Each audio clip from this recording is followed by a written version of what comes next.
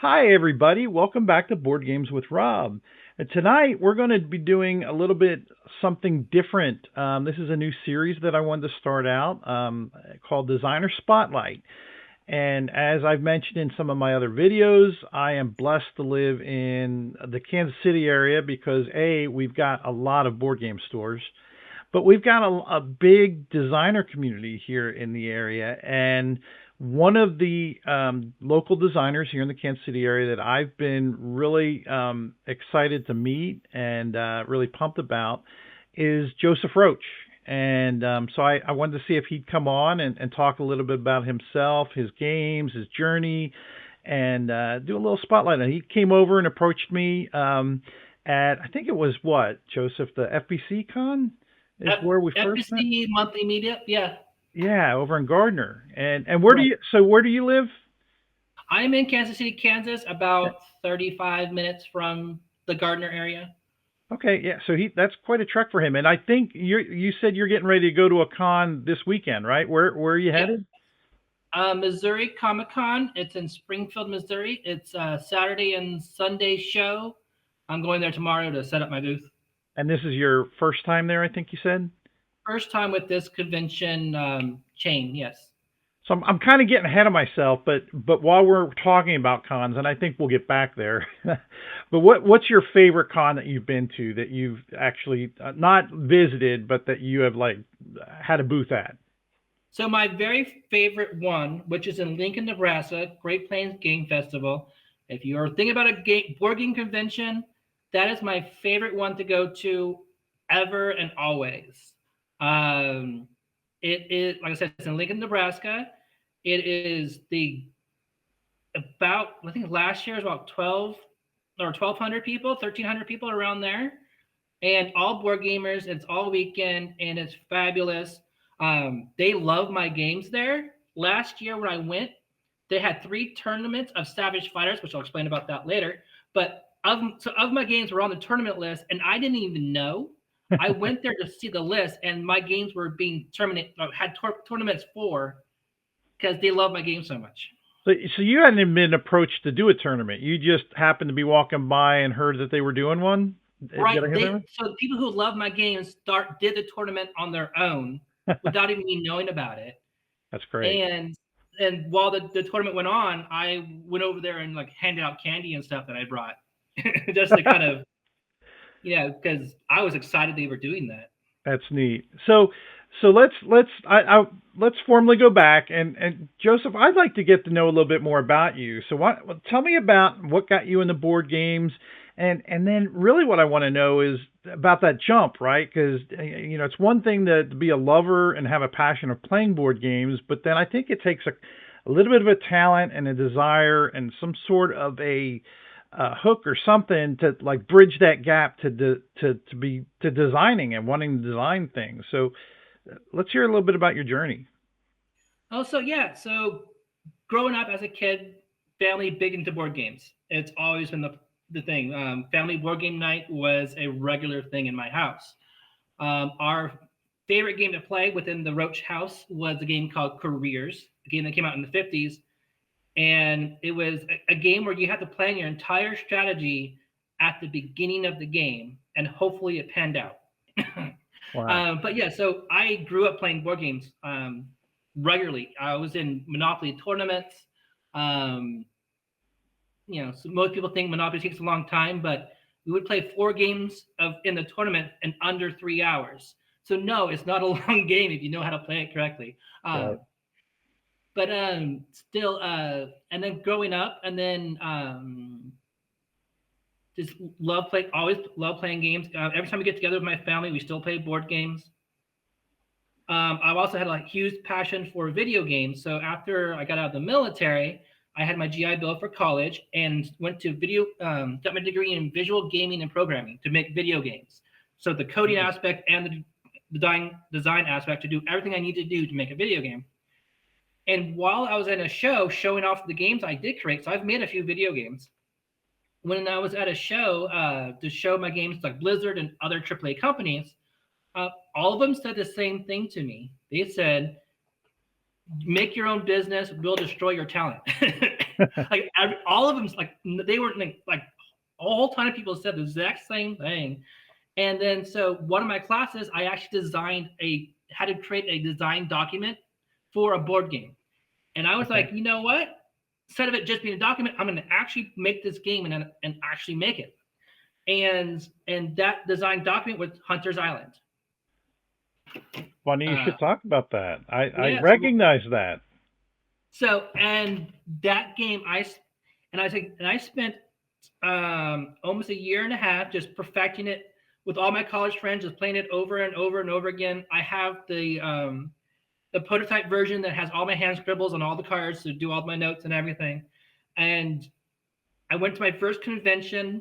I overspent so many copies of that game, the first version. Um, I think I made about $300 in sales on an $800 trip, and but I didn't care. I loved it so much. It was.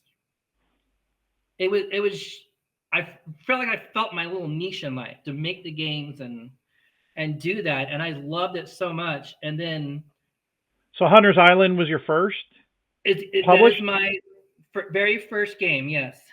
and it's got you mentioned you now I saw deluxe on there. I know you told me you had a Yeah. couple expansions. How many expansions are there for it, and are So they there's all in two. that deluxe? So yeah. So there's Hunter's Island Thieves, and Hunter's Island Zombies. Each Okay, one of them is a standalone expansion, but I also sell them as a bundle in as in one box, the Hunter's Island Deluxe, cool. which has the entire game included in it. So it's well, each game is $40, but this one is $80. You get basically the, you know, That's a good deal to get three of them. Yeah, and for the I haven't done it yet, but by the time this probably gets published, this video, I'll have a review, or not necessarily a review because I don't like doing reviews on friends' games. But it'll be an overview, and I'll walk you through in more detail about Hunter's Island. There'll be two of them. I'll be doing that, and then another one that we'll be talking about here in a little bit. but So yeah. then, what So brought you to Kansas? so in 2017, 20 yeah, mid 2017, finished with college. All connection with the military is finished. All my family's back in Southern California, so I went back there to try to figure out where to go next in life. Like, where's my next big adventure? And I had a friend who did a cross country trip from California to New York and back. And when he came back, he said his favorite place was Kansas City. And I said, huh. So I took 10 days. I came to Kansas City just to see if I liked it here. And I really did. I You very hated much, it. No, I you like. loved it so much. Now, I always say we're blessed to have like a big board gaming community and a lot of stores in this area. But this is really, I mean, I've been in the Kansas City area for, gosh, 20, 30 years now. I grew up on the East Coast, but I've been here longer than, where I was born and raised. But I heard you mention a couple times you spent a lot of time in California. I think maybe that's where you're originally from. How's the gaming scene out there, and how's Kansas City compare to that? Do we truly have a much bigger presence out here, or Yes, 100%. wow, Um, the the Southern California, where my all my family is, which I go a couple times a year just to visit, which is plenty for me. Um, there's not much of a board game community down there. There's people who love to play games, but just meetups for board games is not very common down there. And if it is, it's not. It's more of a social like party games where, right, but none of them really play the strategy games and the involved games. It's nothing like it is in Kansas City. cool.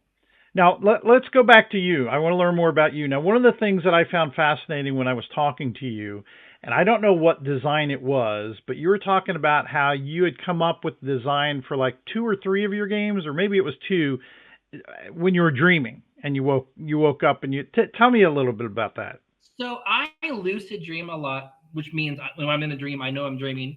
And then I go, huh, I'm in a dream. I'm going to do fun things in my dream. I do it all the time. When I wake up, I used to keep a dream journal of all the dreams and then but sometimes I'll work on a game in my dream. And so in one of the, I've written three games in a dream. One was Magic Penguins, which is one of my best sellers. Another one was called Envy Me, which is a anti-worker placement game that I created, which has never sold a copy. So that one kind of got the axe. And Anti-worker then placement. What's an anti-worker placement? You got a squirrel anti-worker moment. placement is everything you do helps everybody else.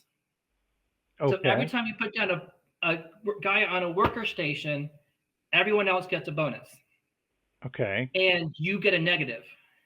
So you have to plan your moves so everyone has to do the functions that helps you with you doing the minimum things that affect you.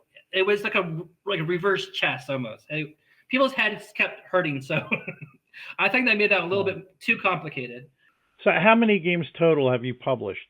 I And think where do around you where tell me about your publishing. Do you self-publish, I think, through I self-publish. I made the decision because I have friends in this community who like making games, but they don't complete them. But then they go to they don't need to because they go to publishers and try to sell their pitch their game to a publisher. Sure. I made the decision to never do that. To if a publisher came to me and said, "Hey, I want to buy one of your games or whatever, whatnot," then I'll gladly talk with them.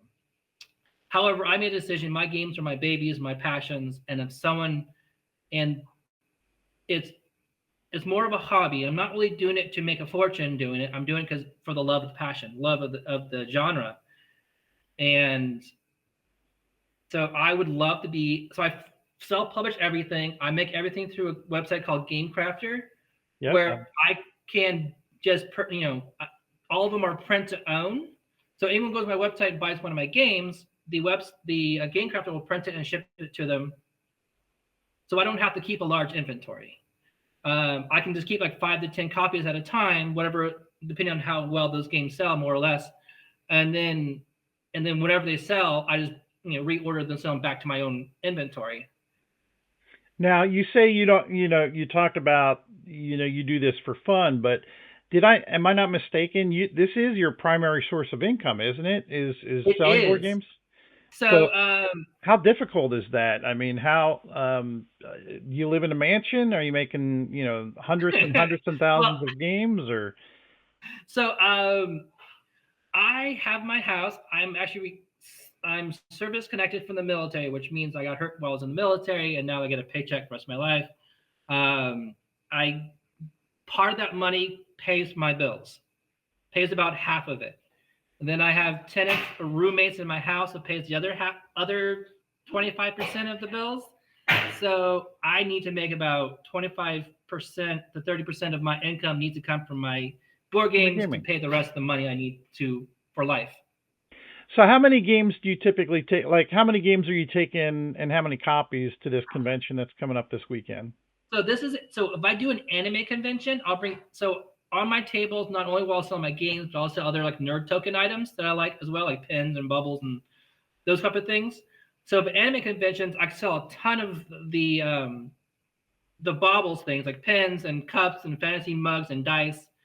Those things help fund the source.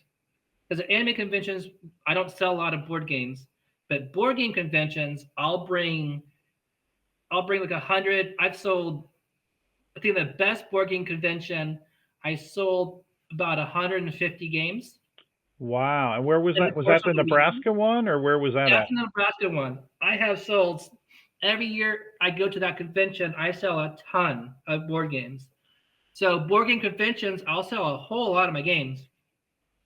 But when I go to anime conventions, if I know there's not a big board game scene there, I'll bring less games and more baubles. So when I to kind of fund the process, so when I can go to board game conventions, that's when I really market it. So tell me about. So what's your? We've heard about your first. We've heard a little bit about Magic Penguin. What's your favorite board game that you've designed? So my favorite game I designed is a game called Savage Fighters. This Okay, it is looks a like a fun selection set. adventure combat book game. Every one of these books is sold individually, but every page in everyone's book all interact with each other. And you can have as many players as you want. You have 2 players, you can have 10 players. I have 20 different characters currently out, and each one has it's fully interactive with all other pages on all of the books while playing. You can have I've done up to 12 players at one time, all battling with their books. It works great with 2 players. It works great with, like I said, a ton of players. It just everyone has to have their own book. And when it's your turn, you pick someone. You both go to a page, and whatever page you go to will tell you how you're fighting each other. So it's Okay. a select your own story book that battles against each other. So Uh, is there rolling mechanics in this? Is this just choosing outcomes? Is it like multiple choice? Tell me Let about me how. hope. Let's see if you can see it on the screen. Let's say Okay. I'm the Phoenix, right? Okay. You can see it on there. I don't know if you Oh, can yeah, see yeah, it I can see that. there. So I have 5 different choices there I can choose from, right? Yep. So if I pick another player, me and that person will pick an action from their list of actions. So I don't know what they're going to pick. They don't know what I'm going to pick. There's always choices. So let's say in this situation, I decided to do the action release flames, which does 2 damage to all players. So all the opponents takes 2 damage, right? And the next time my turn to make an action, I have a new choice to go to. Every page has an option, like a way, how it travels through your book, Interesting. and Okay. so you might try to attack the other person, you might try to block what the other person does, you might try to dodge it. You might try to, instead of attacking, charge yourself up so you do super strong attacks later. So you're moving around a battlefield fighting each other with your character. So I saw a bunch of like choices for attack. Is there a story behind this? Is there part of the book that? There's no actually like story in the books. It's just how your character is fighting in the arena, if you will. Okay. Okay. Yeah. So when people, I've never taken someone testing the game, playing it takes less than 30 seconds to learn how to play the game. They don't do one action, and then every time after they do the first action, they know exactly how to play the entire game. It's that easy. However, the strategy behind it, that's where it takes time to learn how your character works. Every character has multiple ways of playing that character. So if, let's say, if a first-time player is playing me, they have a chance to win because I don't know what they're going to pick. They don't know what I'm going to pick. It's yeah. Now I saw That some makes, art. I saw some art in that book, Joe. Who does all of your artwork if you self-publish? so I do in all my games. I do all my work. All my own artwork in every one of my games. They're all my drawings. So from um, my game, Serial Serial killer. Killers, all the monsters are boxes of cereal. So every one of my games, all my art was mine. I like so serial killers. It just made me think of another play on words on a oh my gosh, it's Bezier Games. They did the Sears catalog, but it's SEERS catalog, and totally different game. I think that's a trick taker, a collateral, or anyway. But Right. so what's serial killers about? So Serial Killers. So like this card. This is the Death Charms card. So all of them are obviously parodies of cereal that's out there. So the way it works for every player, every round, there's going to be a monster flipped up, and then all the players simultaneous will choose what weapon to fight against the monsters. Some weapons will fight the monsters to kill them, because if you kill the monsters, you get points. Some weapons will beef up the monsters, because if the monster hits you, you lose points instead. So if you're in a so the weapons trigger in a turn order once everyone selects a weapon. But if you're in the back of the line, you may or may not get a chance to fight the monsters, but you might do things to help the monsters. So the players don't kill them, and so they hit the players, so they lose points. So it's a little bit of how to kill the monsters, or because you can win the game with 0 points if everyone else has negative points. Okay, yeah, I've played a couple games like that. So now I So didn't get. I don't know that I got hold on. Um, One of the questions I asked, we segued out of how many game designs do you, or how many published games do you have, Joseph? I believe it's 13 games that I've released. Okay, and what's the latest one that you've done? The latest one is Warlords of Invade and Invade Conquer. and Conquer. this is the last game I have released. Like I said, I'm about to release Space Joust next month, but that Warlords Invade and Conquer is the latest game. Now, one of the things I saw, 15-minute game, and I think you've mentioned this a couple times about how easy your games are to learn. I know the couple that we've played were simple. It seems like you like to focus on quick, not quick, but games that you can learn fast, learn quickly, and that don't take a long time to play. Am I mistaken, or tell me a little So bit I about that? like to think to myself is I like everyone to be able to play the game. The person who's never played a board game before, the person who's played for 10 years plus. I want everyone to be able to play my games and under a minute learn them and have a great time. So how do you get the person who's first time playing a board game in their entire life able to play a game and have fun doing it with the person who is heavy strategy and can obliterate you and both have a chance to win? Sure. So my goal is to get the person who to be able to play and have a great time without feeling that they're overpowered because they don't know how to play games and still be able to play the game and still be able to win. So that is how I make my games. And so if you're the first time playing a game and it takes more than 3 hours or an hour plus game and you don't know what you're doing half the time is not as fun than a game that takes 10 minutes. And even if, for whatever reason you didn't have fully understand it, 10 minutes and then you'll play it twice and learn it the second time. Um, so I have this game here called Commonwealth. This is my only big game, one of two big games that I've created. It's a post-apocalyptic stock trading game where you're trying to convince the world that your currency should be the new currency for the entire world. So it's a stock trading game, game, which is a heavier game. It takes more than an hour to play the game. I've sold out of all my copies of this, and I haven't, but it took a long time for me to sell them all. I also have Koi Fish Fantasy, another bigger box game, uh, where you're racing up a waterfall. But the games that sell the most and that people I seem to have the most fun playing are the games that they can have a fun time playing, have a little strategy, have a little bit planning, and not take 3 hours to do so. No, I get it. In fact, and I told you I was going to ask you this question early on. Because I really enjoyed the response you gave me. We were playing Magic Penguins, and which is a fun game. Again, it's one that I'll be doing an overview of on the channel, and that you'll see in my channel here very shortly. But it's a quick, take turns playing cards and trying to smash the butterflies. And so you're playing cards, you're countering cards, and you've got different. I think what is it? Four is the standard amount of butterflies that you'd have. So everyone has five Five butterflies. butterflies, right?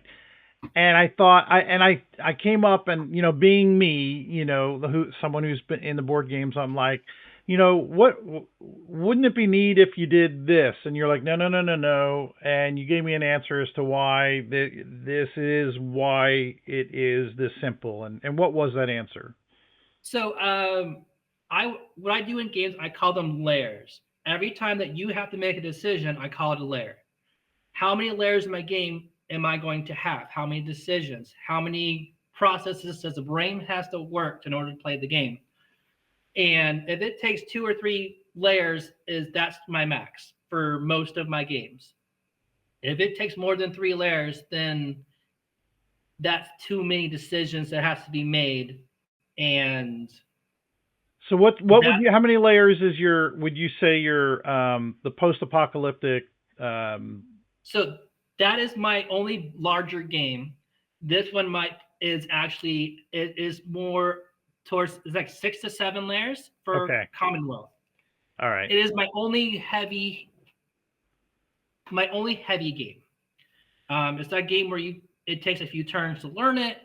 I've had people who do enjoy it because it is a simpler strategy game where people have liked it because it's like a strategy game light, if you will, where you have to plan your moves and be very involved in it, but it's not, you know, as hard as some heavy strategy games out there. Sure. Well, look, Joseph, I've really enjoyed getting to know a little bit about you. I have a heck of a time playing games with you. I always do. What would you say, kind of nearing the end of this, our fun time together tonight, if you had some advice to give somebody that's thinking about game designing? You've been doing this for how long now? So, um, officially for my own business, 10 almost 10 years now, Okay, a so decade. quite a bit of experience. What would be some advice you'd give somebody that's thinking about wanting to get into designing their own game? Um, Keep it simple. Uh, when people start making a game, this happened a lot in college because that was a requirement for us to graduate was to make a video game that was published. Uh, and they gave us 9 months to do it. And then on the first day of when you give your instructor the assignment, um, they'll look at it, and most times people are, I want to do this, I want to do this, I want to do this, I want to do this, and they're like, there's no way you can get that done in 9 months. It's not possible. Same thing with board games. When you do a function, you want to throw everything at it and do as many things, cool things that you can think of, but then you start realizing, wait a minute, this is way too complex, and so you got to bring it down as small as possible. For example, Hunter's Island. The reason that there is expansions because the expansions has all the fun things I wanted to do that I couldn't do in the first one. I had Right. to break it up into 3 games. All right. Well, hey, thanks for sharing that, Joseph. This has been great. So, tell me and the people watching how we can find you online.